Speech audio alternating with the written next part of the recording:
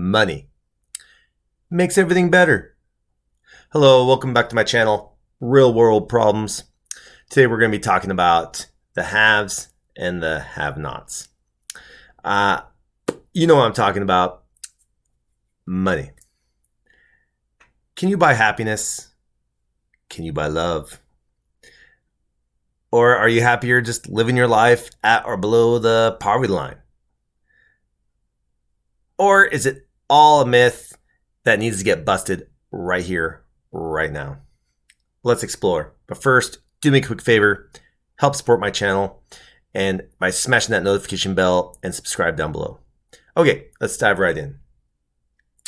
Now, I know you probably heard that old saying, money can't buy happiness. But you always thought in the back of your head, man, my life would be a whole lot better if I just had more money. Or even maybe won the lottery or something, who knows? So which is it? I can tell you right now, if you handed me $1 million right now, I'd be ecstatic. I'd be lying to you if I said it made me sad or depressed to be rich or have $1 million. Is there anything bad about having money or even $1 million? Let's say depends. Let me explain. All right. So I lived my life mostly paycheck to paycheck. With owning my own business, I saw firsthand the ups and the downs of a lot of money or to little money or even negative for that matter in my checking account. You know what I mean? I think most business owners would agree with me. My income was like feast and famine, when they were going good, they were really good. But when it was bad, it was bad. When I would get a substantial amount of money from a customer for doing the job for whatever reason, I think the first thing I would do I would run out to Costco, and stock up. I'd get food, supplies like toilet paper, stuff that would, last. And maybe I'd even splurge and get a few luxury items while I was at it. And of course, afterwards I'd take my family out. We would go get a nice meal at like Texas Roadhouse or whatever you like. I like steak. And of course, you're while you're out, you're feeling rich and oh yeah, I can leave that big tip for that server, because normally you couldn't afford, and so but little did I know, a few weeks later, I was broke. I was eating top ramen for a week straight, let's say. There's the old saying, a fool and his money are soon parted. Here's a thought. All those Powerball and Mega Million winners you hear about? These guys are one of the richest people in America. How come you never see their name on the cover of Forbes magazine or on the list of richest people in America? Because to be frank, they're all fools. People just don't realize in order to keep the money that you have to make that money work for you.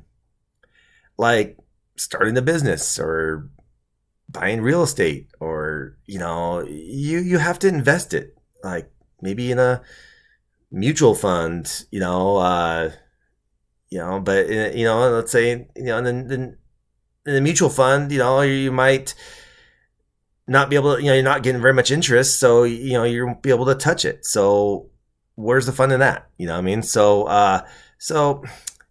let's go back and, most people who won the lottery don't have a clue how much money they actually won. Here's an example. You won $1 million. You think you're rich. You think you can buy, your mom a house, yourself a house, your friends and family and yourself all new cars. You know, wrong, and wrong again. You can't buy squat for $1 million anymore, especially with inflation. So let's see what you can't afford. According to some financial advisors, they claim if you invested your money into, their preferred investments, you can live off of 4% of your money per year and never touch the original $1 million balance. Now, 4% of $1 million is $40,000. So, at $40,000, could you retire off that? Probably not. Anymore. If you're making $40,000 a year, you're probably close to poverty line. You know what I mean? Like, especially with that inflation, like I was talking about. So, if you think about it, according to the experts, if you don't want to be poor, you can only spend $40,000 per year of that money that you just got. So that means most likely, even if you didn't quit your day job, could you buy a house with that? Outright? Could you buy a nice car for $40,000, or let alone buy all your friends' cars? You know what I mean? The answer is no. You can't afford it. You know what I mean? It's just not enough.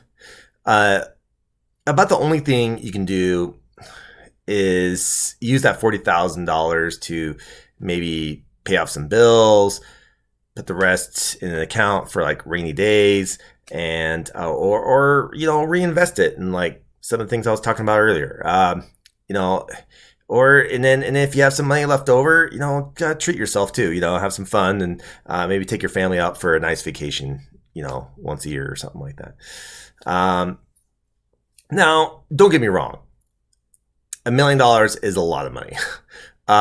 You could go crazy and pay and do all those crazy things like pay off your mom's mortgage and buy yourself a house and all your friends and family some cheap cars or something. But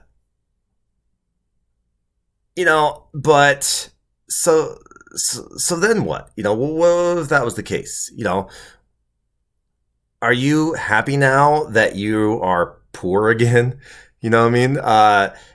And still have to work that crappy job just to make ends meet, and now you have to think about, okay, now my house is twice the size.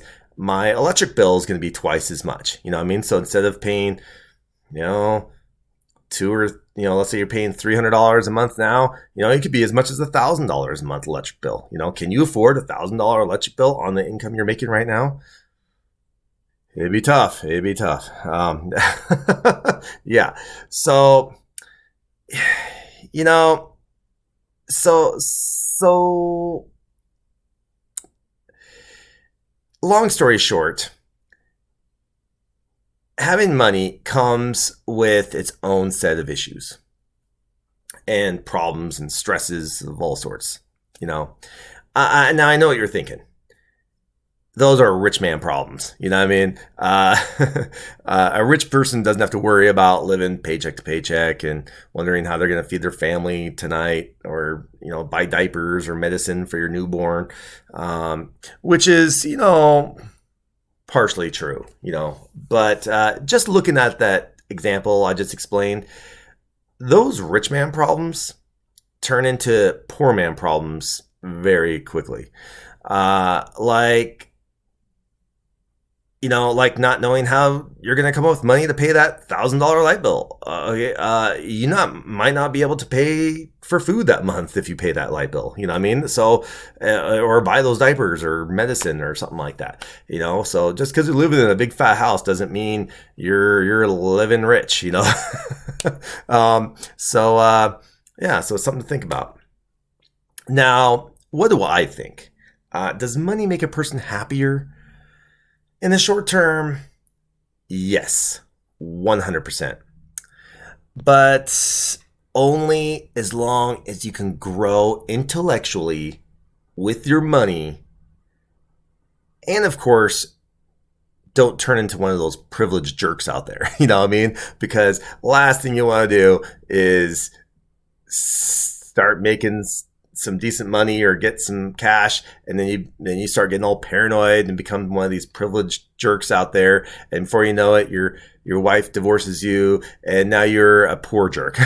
You know what I mean? So just keep a level head, keep going. Okay. So, but money does make things better. It's hard to live your life, and dream big when you're constantly told no. I can't afford it. You know what I mean? So yeah. So I think money does make things better. While you have it.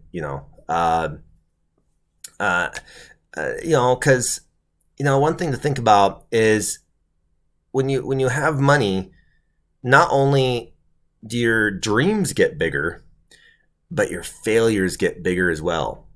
And if you're not careful, you could end up right back in the poorhouse where you started. Let's say you're currently broke. Does that mean you can't be happy? The answer is you can only be as happy as much as you allow yourself to be. That can go for the rich or poor. You know what I mean? That's pretty level there. Some of my happiest moments in life were when I was dirt poor. Like when my children were born, or I'm just hanging out in my backyard, barbecuing, drinking a beer with my closest friends and family. Heck, one of my favorite things to do is one of the cheapest, like fishing. Poor and rich alike, fishing can be a great equalizer. I don't think the fish care about how nice your boat is, or which gas station you bought your worms at, or what kind of clothes you're wearing or anything like that. They don't care. They just want to get that hook in their mouth. Yeah, at least you hope, anyways, right? So now, yeah, another thing to think about, if you're broke, is you just don't want to mope around. You know what I mean? Like, don't blame the rich man for all your problems and make everybody else miserable around you. You can get off your duff and do something about it. I don't know about you, but that's what I do every day. Think about it. Does the rich man blame you for all of his problems? Not so much. I don't think he's thinking about you at all. He's thinking about making that money. He's thinking about his next hustle, his next deal, his next trade, I mean, whatever he can to, put food on the table and buy those nice things he likes to have. You know what I mean? He wants to keep that lifestyle up, because you got to keep up with those Joneses, And if he fails and struggles, he shrugs it off and he tries again. That's a big difference between successful people and non-successful people. The successful people, they don't let one failure bring them down. You know what I mean? They just keep going and try again. You just gotta keep shrugging off those losses. Just write them off as learning experience and just keep going. So, you know, so my goal with this channel is to help educate one another so we hopefully don't turn into one of those fools that are parted with their money so easily. You know what I mean? I don't know about you, but once I get that money, I want to keep it. You know what I mean? So let's help each other out and see if we can learn something together here.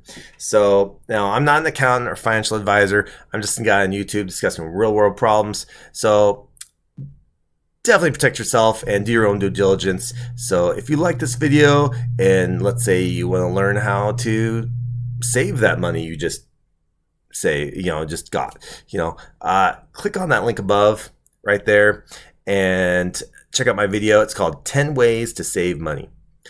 Thank you for watching, and make sure to like, comment, subscribe, and so that way you don't miss any new content and on how to tackle real world problems and solutions. Have a great day. Peace out.